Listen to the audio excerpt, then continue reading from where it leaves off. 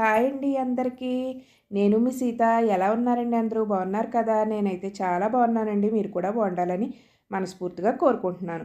ఈరోజు రెసిపీ వచ్చేసి bread omelette. ఈ బ్రెడ్ ఆమ్లెట్ పిల్లలకి, పెద్దలకి ఎంతో ఇష్టంగా తింటారండి ఈ బ్రెడ్ ఆమ్లెట్. ఈ ఆమ్లెట్ని మన పిల్లలు అడిగినప్పుడు ఆమ్లెట్ వేరేగా, బ్రెడ్ వేరేగా కాకుండా ఇలా ఆమ్లెట్ కింద వేసి అయితే పెట్టండి, చాలా ఇష్టంగా తింటారు. వీటికి కావలసిన పదార్థాలు ఏంటో చూద్దామండి. నేనైతే 4 బ్రెడ్ పీసులను అయితే తీసుకున్నానండి.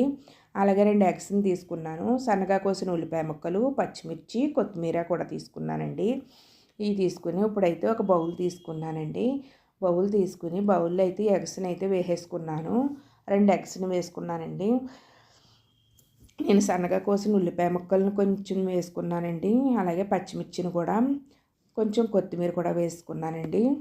వేసుకొని చిటికెడు పసుపు, అలాగే చిటికెడు పసుపు వేసుకున్నానండి.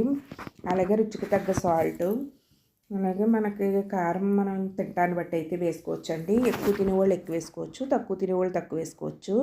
నేనైతే ఇలా కొంచెం కారం వేసుకున్నాను. వేసుకుని బాగా కలిపేసుకోవాలండి. దీన్ని బాగా కలిపేసుకుని మొత్తం అంతా ఉల్లిపాయ ముక్కలు, పచ్చిమిర్చిలు ఇవన్నీ బాగా కలిసిపోవాలండి. ఉప్పు గట్ట కలిపేసుకుని పక్కన పెట్టేసుకుందామండి. ఇప్పుడైతే స్టవ్ వెలిగించుకుని దోసపానం అయితే పెట్టుకుందామండి.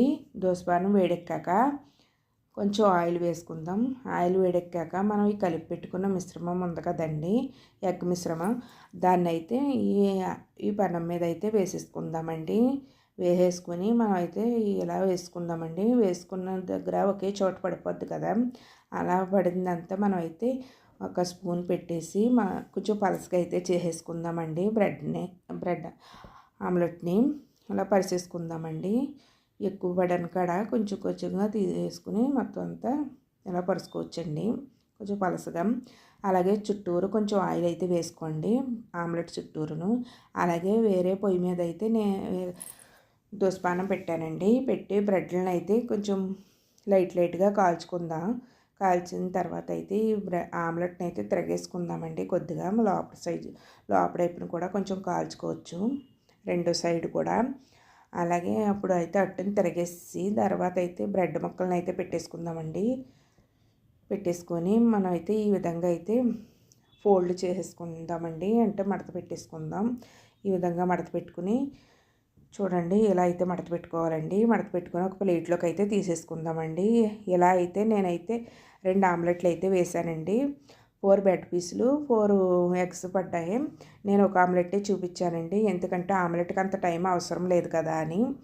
ఇలా అయితే వేసుకుని టమాటా సాస్తో తింటే సూపర్గా ఉంటుందండి ఈ బ్రెడ్ ఆమ్లెట్. చాలా టేస్ట్గా అయితే ఉంటుంది, చాలా సింపుల్ కూడా. ఇలా అయితే నా వీడియో నచ్చితే మీ ఫ్రెండ్స్కి, రిలేటివ్స్కి షేర్ చేయండి. అలాగే వీడియో చూసి లైక్ చేయండి. ఈ రెసిపీని ట్రై చేసి నాకు కామెంట్లో చెప్పండి ఎలా ఉన్నదన్నది. బాయ్ అండి, నెక్స్ట్ వీడియోలో కలుసుకుందాం.